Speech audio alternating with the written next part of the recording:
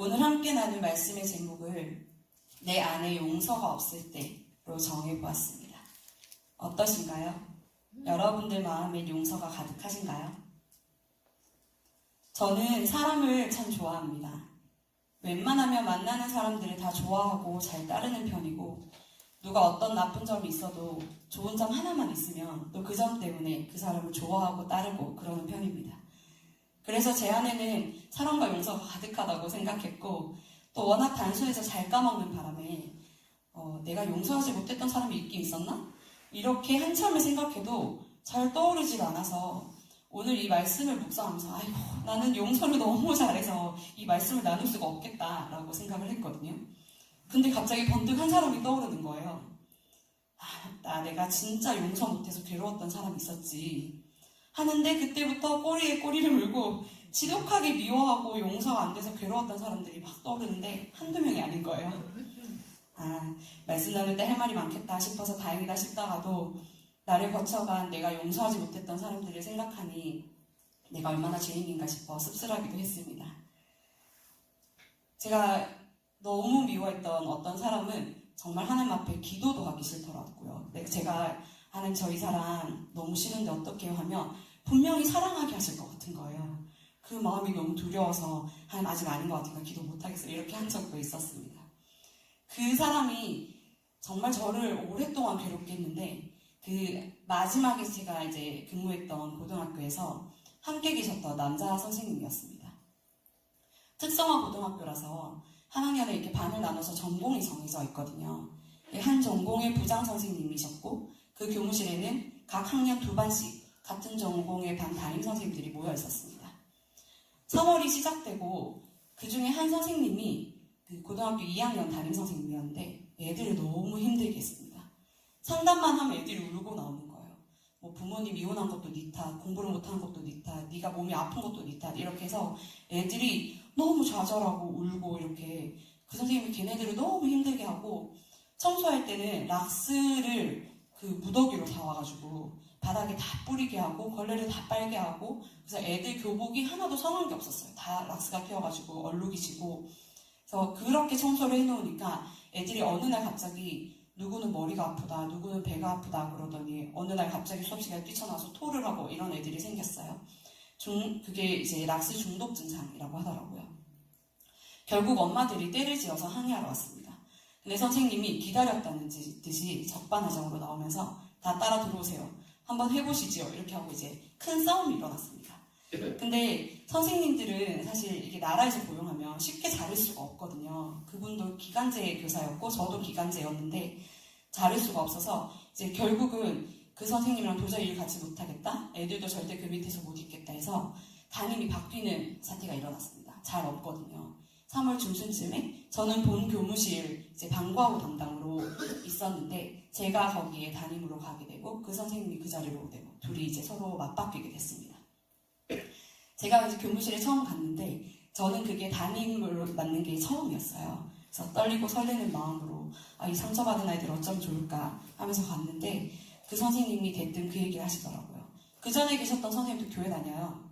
그러시더라고요. 그 선생님이 그렇게 애들을 괴롭히면서 프로필에다가 성경 말씀을 계속 적어 놓으셔가지고 많은 아이들을 시험에 들게 하셨습니다. 그래서 이 선생님도 기독교인이 아니었는데 제가 교회를 다닌다고 하니 교회 다니는 사람들이 더 문제다 해서 그때부터 저를 미워하기 시작했습니다. 근데 이제 시간이 지나가면서 보니까 그 선생님도 별로 그 선생님과 다르지 않은 선생님이었고, 애들을 차별하고 욕을 하는 게 이 바보 같은 여자가 이 정도가 아니라 정말 저희가 잘 쓰지 않는 그런 쌍욕 있잖아요. 그런 욕을 하고 막 애들한테 이제 너희는 공부를 못하니 그러면 너는 엎드려 있어, 넌 지금부터 책상이야, 이렇게 얘기한다든지 굉장히 비인격적이고 무서운 선생님이었습니다. 그러다 보니 이제 저랑 그 선생님이 같은 학년 2반을 담당했는데 그 반 아이들이 저한테 상담할 게 있으면 찾아오고 위로받을 게 있어도 찾아오고 그렇게 됐습니다. 그랬더니 그 선생님이 저를 더 미워하기 시작했죠. 바닥에 떨어져 있는 휴지도 제 탓, 탕비실에 튀어있는 물도 제 탓, 걸레가 덜 말라도 제 탓, 비과도 제 탓이었습니다. 들으라는 듯이 저를 빤히 쳐다보면서 얘들아 거기 휴지 주워라. 제 등 뒤에 떨어져 있었나 봐요, 쓰레기가. 어른이 어른답게 못하면 니네라도 잘해야지 이런 식으로 얘기한다든지 제가 작은 실수만 하면 선생님 인기 관리할 시간에 이런 거나 잘하세요 이렇게 얘기하시고 일부러 저희 반 반장을 불러서 제 앞에 앉혀놓고 담임이 정신이 빠져서 잘 못하면 너라도 잘해야 되지 않겠니? 너네 반은 선생이나 학생이나 왜 그러니? 이런 식으로 얘기하고 욕도 하고 제가 매일매일 너무 억울한 거예요. 근데 억울한 감정은 뒤로 하고 너무 긴장이 되는 거예요. 저는 무서운 아버지 밑에 자랐기 때문에 사실 중년의 남성을 좀 무서워하는 감정이 있었거든요. 그때까지.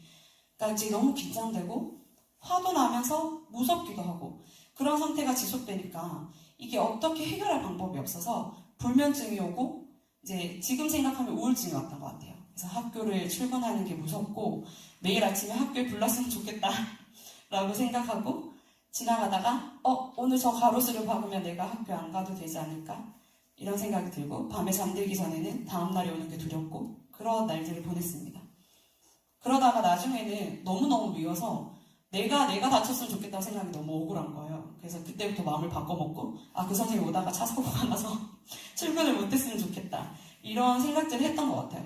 올해 내내 병가 내고 쉬실 정도로만 딱 다치셨으면 좋겠다. 그럼 나 내년에 여기 안 있을 텐데 이런 생각도 하고 그 당시에는 제가 태어난 지 얼마 안 된 우리 첫째를 데리고 서울로 이사 온 지 얼마 안 된 상태라 친구도 교회도 못 정해서 같은 교인도 없고 신앙생활도 사실은 엉망이었어요.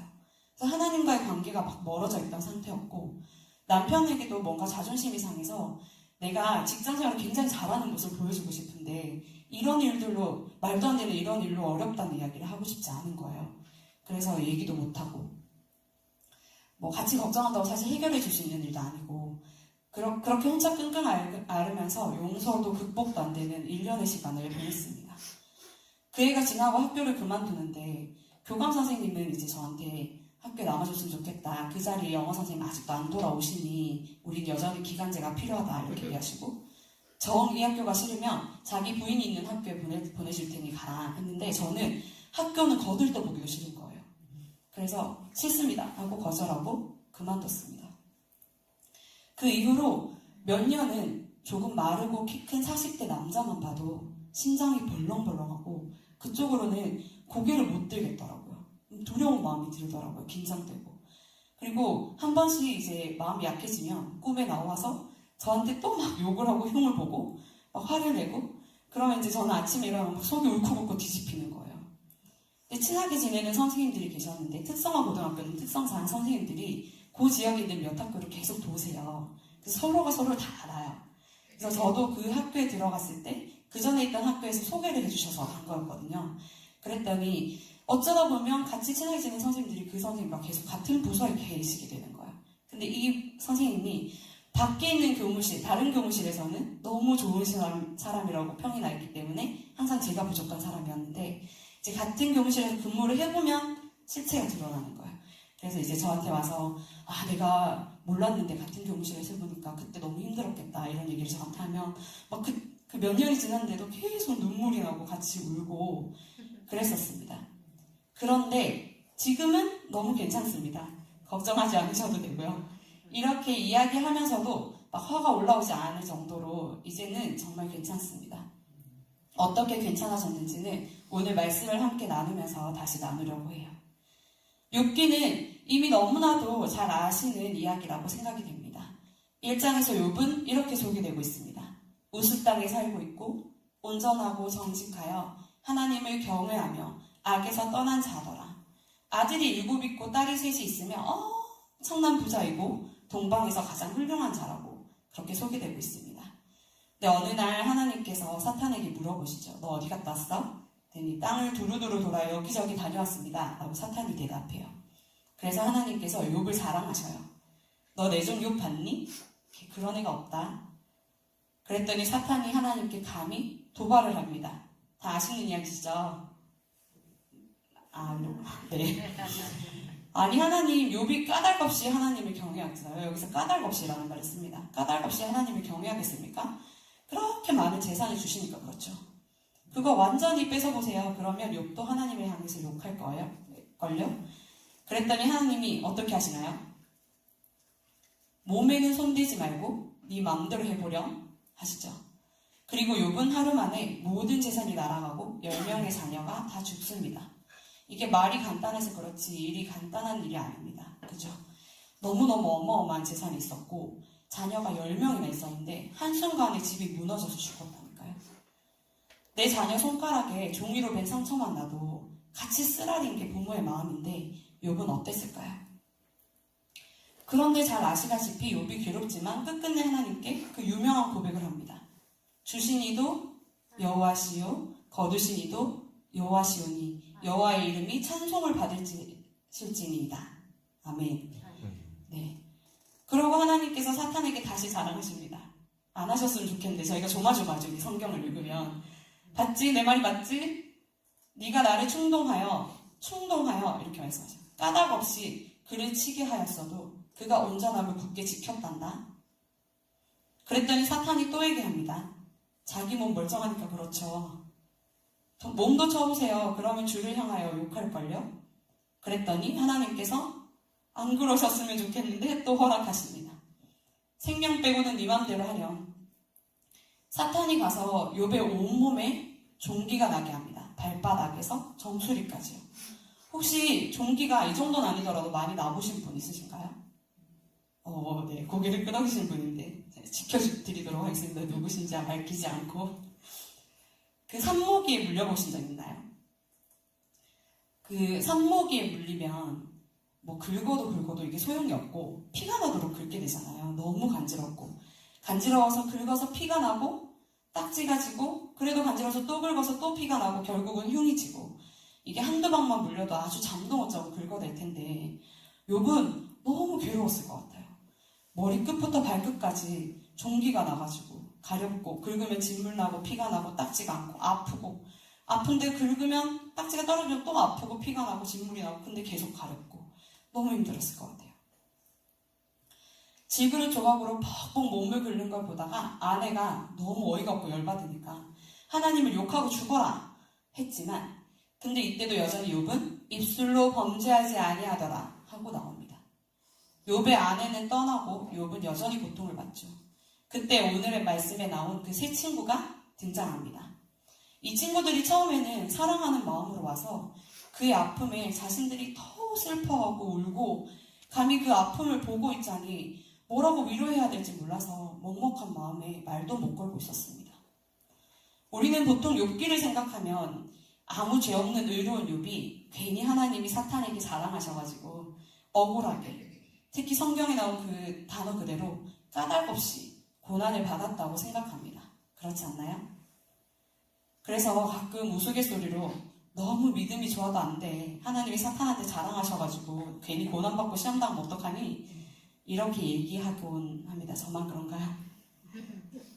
처음에 욥을 소개할 때 욥을 온전하고 정직하고 하나님을 경외한다고 소개하고 두 번의 시험을 멋지게 통과하는 모습을 보여줘서 우리는 욥이 끝까지 마음을 지켜 하나님 앞에 범죄하지 않은 멋쟁이로 기억하기 쉽지만 사실 욥은 이후 계속해서 탄식하고 하나님께 항의하고 불만을 토로하고 친구들과 언쟁을 벌이며 흔들리는 모습을 보여줍니다. 그런 욥에게 친구들이 와서 맞는 말을 합니다. 그 당시 많은 사람들이 하나님을 믿으며 하나님에 대해 생각하는 그 맞는 말을 합니다. 너 하나님이 이유 없이 너를 괴롭히시는 분 같아? 하나님이 어떤 분이신데? 너 하나님 그렇게 몰라? 네가 뭔가 잘못했으니까 그렇겠지. 회개해. 이렇게 이야기합니다. 우리 되게 쉽게 저지르는 잘못인 것 같아요. 누군가가 고난을 겪고 있으면 야, 너 빨리 가서 하나님한테 회개해. 네가 뭐 잘못했겠지. 되게 쉽게 그렇게 말하지 않나요?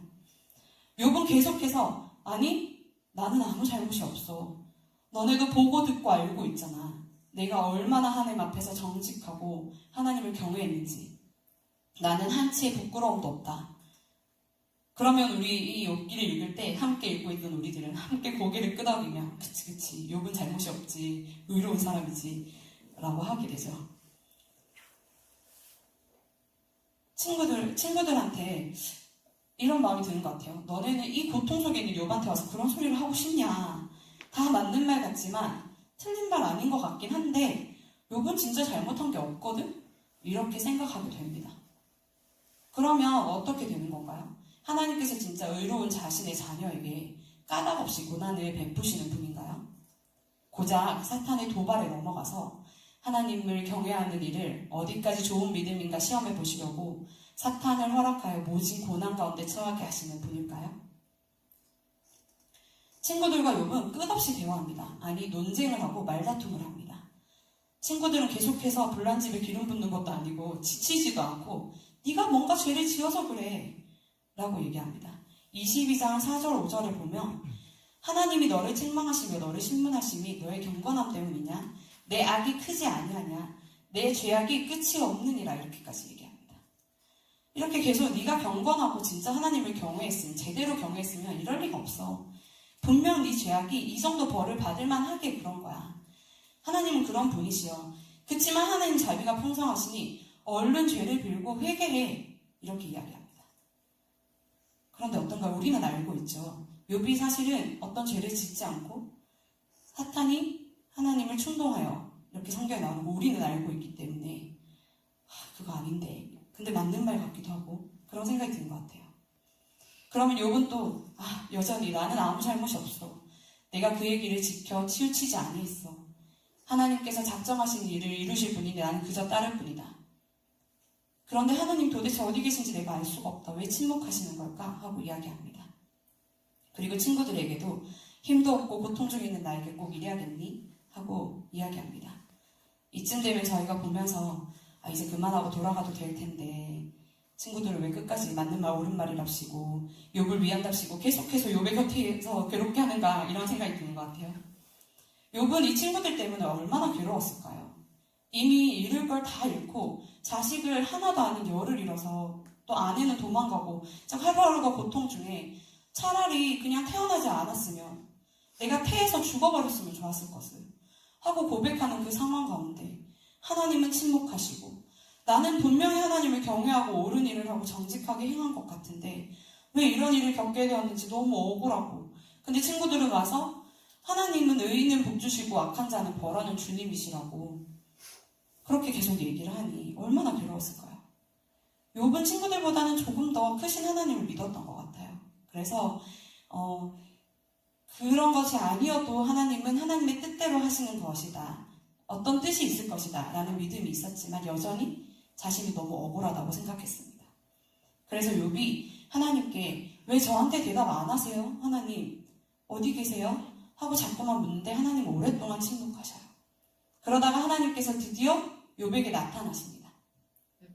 그러면 저희가 생각할 때 욥이 이때까지 하나님께 억울하게 고통을 당했다고 계속 얘기를 했잖아요. 하나님 저 하나님 경외하고 잘 살았는데 왜 이런 일을 당했어요? 하고 얘기했잖아요. 제가 왜 이런 일을 당해야 됐죠? 친구들이 말하는 것처럼 제가 무슨 잘못을 했다면 좀 알려주세요.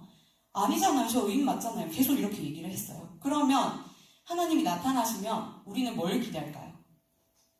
예, 욥아 하고 뭔가 대답을 해주실 것 같은 느낌이 들어요. 야 미안하다. 내가 괜히 네 자랑을 해가지고 너를 이렇게 힘든 일을 갖게 만들었다. 아니 걔가 자꾸 네가 가진 게 많아서 그렇다잖아. 이제 좀 심했지? 힘들었지? 미안하다. 어쩌다 그렇게 됐네. 이렇게 얘기해 주시면 좀 괜찮아질 것 같은데 하나님은 그렇게 말씀하지 않으십니다. 오히려 나타나셔서 창조주 하나님에 대해서 이야기하시고 보여주십니다. 같이 38장 1절에서 7절까지를 한번 볼까요? 38장 1절에서 7절까지.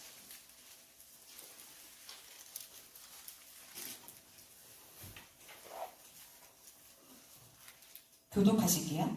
그때 여호와께서 폭풍우 가운데에서 욥에게 말씀하여 이르시되 유지한말로 생각을 어둡게 하는 자가 누구냐?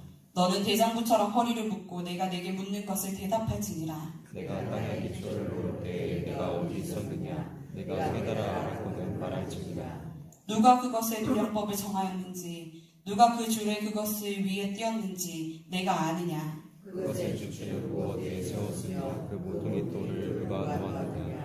그때 새벽별들이 기뻐 노래하며 하나님의 아들들이 다 기뻐 소리를 질렀느니라. 아멘. 네, 7절까지. 네. 아멘. 여기서 시작해서 계속해서 하나님은 이 세상을 다스리시고 만드시고 세상 모든 만물 하나 내 손길이 미치는 것이 없다. 너는 그때 어디 있었어? 하고 창조주 하나님에 대해서 계속 말씀하신 거야. 그럼 우리가 생각할 때 지금 이 말씀을 하는 것이 너무 뜬금이 없고 동문서답 같은 생각이 들잖아요. 그런데 너무 신기한 것은 욥이 오늘 본문 말씀에서처럼 회개를 합니다. 하나님께서는 어떤 위로도 그 고난에 대해 어떤 설명도 해주지 않으셨지만 욥은 회개하고 하나님 앞에 더 나아갑니다. 어떻게 그럴 수 있었을까요? 천지 만물을 지으신 하나님을 보니 자신이 너무 작게 느껴지는 거예요. 아, 하나님, 이 위대하신 하나님 앞에서 내가 저 의로운데 그동안 저 의로운데 저는 하나님 분명히 경외했는데 제가 왜 이런 고통을 당해야죠? 하고 질문했던 것이 너무나 의미 없고 보잘것없음을 깨닫게 되는 것입니다. 아, 하나님 모든 걸 하실 수 있고 다 다스리시는 분이신데 그 앞에 서니 내가 얼마나 부족하고 작고 죄인인지 알게 된 거예요. 아, 내가 결코 의롭지 않았구나. 그리고 그 하나님이 너 이렇게 질문했지? 근데 이거 봐 하고 말씀하시는 걸 보면서 욥은 하나님이 이 천지 만물을 지으시고 다스리시는 하나님이 나와 함께 하셨구나. 내 소리를 듣고 계셨구나. 나와 동행하고 계셨구나. 를 깨닫게 됩니다. 그 자체가 어마어마한 위로가 되고 욥에게 회개와 하나님께 돌이키는 기회를 허락합니다. 욥은 하나님 앞에서 자신이 얼마나 여전히 긍휼이 필요하고 하나님의 자비와 은혜와 사랑과 돌보심이 필요한 존재인지, 의로워서 억울한 존재가 아니라 나는 정말 그렇게 연약한 존재이구나를 알게 되니 하나님 앞에서 회개하게 되고 더 성숙한 신앙을 가지게 되었습니다. 그리고 하나님께서는 그런 욥의 회개를 받으시고 기뻐하셨습니다. 친구들에게 욥에게 가서 제사를 지내라 하시고 욥이 제사장의 역할을 할 수 있도록 도와주셨어요. 욥이 그들을 위해서 기도하니 하나님께서 그 제사가 아니라 욥을 기쁘게 받아주셨습니다. 그리고 그 친구들과의 관계가 그렇게 회복되고 나서 저희 오늘 읽었던 10절 말씀을 보면 42장 10절 말씀에 욥이 그의 친구들을 위하여 기도할 때 여호와께서 욥의 공경을 돌이키시고 여호와께서 욥에게 이전 모든 소유보다 갑절이나 주신지라 라고 나옵니다. 욥이 그의 친구들을 위해서 기도할 때 하나님께서 그 욥을 기쁘게 받아주셨어요. 그리고 그 관계가 회복된 후에 하나님은 욥을 위해서 복을 주셨습니다. 갑절이나. 그 갑절이나 주신 복에 대해서 저희가 생각할 때는 욥을 생각할 때 욥은 의로운 자였고 하나님의 시험에 통과하여 결국에는 이겨내서 갑절이 되는 복을 받았다 해서 저도 사실은 욥기를 계속해서 묵상할 때에 갑절의 복에 굉장히 집중하게 되더라고요. 그래서 하나님이 우리에게 더 큰 복으로 임하실 거야 라고 생각했습니다. 그런데 이미 수천억이 있던 사람이 그 수천억에서 1, 2억이 더해진다고 혹은 수천억이 더해진다고 해서 굉장히 기쁠까요? 그게 갑절의 복처럼 느껴질까요? 이미 한번 10명의 자녀를 잃고 아내가 도망가는 그런 경험을 하고 30년 가까이 종기 때문에 고생했던 그 사람이 하나님께서 다시 10명의 자녀를 주신다고 해서 그게 갑절의 복으로 여겨질까요? 아닐 거라고 생각합니다. 여전히 그의 마음 가운데 하나님을 경외하는 마음은 있지만 과거에 잃었던 자식들이 생각나고 아픈 마음이 있지 않을까 인간적인 생각을 해보게 됩니다. 그러면 하나님이 주신 그 복이라는 건 도대체 무엇일까요? 아이가 10명이 다시 태어나고 재산이 계속 늘어나는 동안 욥은 그렇게 4대를 보고 140년을 더 살다가 죽습니다.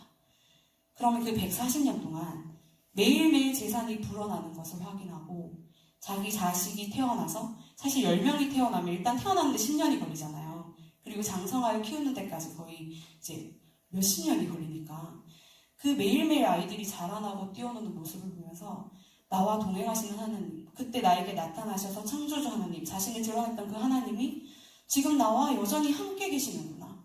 나랑 동행하시며 이 삶을 이끌어 가시는구나. 그것을 바라보는 것이 복이었다고 믿습니다. 그래서 우리에게 주시는 복은 갑절의 재산이나 자녀가 아닙니다. 계속해서 하나님께서 우리와 함께 하시는 그것이 복입니다. 그 사실을 매일 아침 깨달을 수 있으면 우리도 욥과 같은 복을 받은 자들입니다. 제가 신앙생활을 다시금 시작하고 완전한 회복은 사실 성식교회 와서, 완전하다고 감히 말할 수 없지만 성식교회 와서 이루어졌지만, 하나님께서 시간을 두고 계속해서 저를 성숙하게 만드시는 일들이 있었어요. 하나님을 더욱더 사랑하게 되고, 하나님이 얼마나 위대하신지, 하나님이 선하신 일을 하는 것이 아니라 선한 하나님이 하시는 모든 일들이 선한 것을 깨달아 알게 되니까 그 선생님이 더 이상 밉지 않더라고요. 떠올라도 두렵지 않고 그 선생님의 이야기들을 듣게 됐어요. 이제 장인어른이 교장 선생님이시고, 딸이 이제 또 음악 선생님이고, 사립학교에서 대우를 잘 받고 있는데 결혼을 해서 사업을 하면서 한 3번, 4번을 말아먹었대요. 그래서 너무 힘들고 거기서 막 돗대기 취급받고 막 이제 너무 힘들게 살아오셨던 거예요. 그러다가 뒤늦게 상업 공부를 하셔가지고 이제 교사가 되신 케이스였어요. 그래서 늘 예민하고 내가 그동안 졌던 빚을 다 나눠야 된다고 생각하고, 방과 후 수업이라든지 이런 선생님들이 귀를 죽이고 그 선생님들이 아무것도 못하게 만드는 게 목적이었대요. 그래서 방과 후 수업을 자기가 다 해서 그걸로 돈을 벌고, 그런 이야기를 듣는데 예전 같았으면 그렇다고 나한테 그렇게 하는 게 정당화되는 거야? 이렇게 화가 났을 텐데, 하나님이 나를 얼마나 사랑하시는지 알고 나니까 그 삶이 너무 불쌍하게 여기시더라고요. 우리가 크신 하나님, 전능하신 하나님을 만나 내가 여전히 긍휼하심과 사랑과 하나님의 은혜가 필요한 존재임을 알고, 우리가 만나는 사람들이 나와 같이 그 긍휼하심이 필요한 존재고 오늘 하루도 하나님의 도우심이 없이는 살 수 없는 존재라는 걸 생각할 때에 우리는 용서를 할 수 있게 된다고 믿습니다. 그래서 만약 미운 누군가가 오늘 있고 혹은 누군가로 인해 억울한 마음이 들 때면 천지 만물을 지으신 하나님께서 나와 동행하심을 기억하셨으면 좋겠습니다. 그리고 사실 억울하다면 세상에서 가장 억울한 게 우리 예수님이시죠. 그리고 그 억울함을 누구 때문에 감당하셨나요? 저희 유치부에서는 항상 제가 따라하라거든요. 바로 나! 이렇게 따라하라고 그러거든요. 나를 위해서 그렇게 억울함을 당하신 예수님을 기억하시면서 조금 더 긍휼한 마음으로 용납하고, 혹은 그게 안 되면 기도하고 더 나아가서 사랑하기까지 해보려고 발버둥치는 우리가 되기를 소원합니다. 그리고 그런 우리를 기뻐하셔서 매 걸음걸음 인도하시며 나와 동행하시는 세상 가장 든든한 내 편 하나님을 기억하시며 오늘 하루도 잘 살아내시는 저와 성도님들 되시기를 소원합니다. 기도하겠습니다.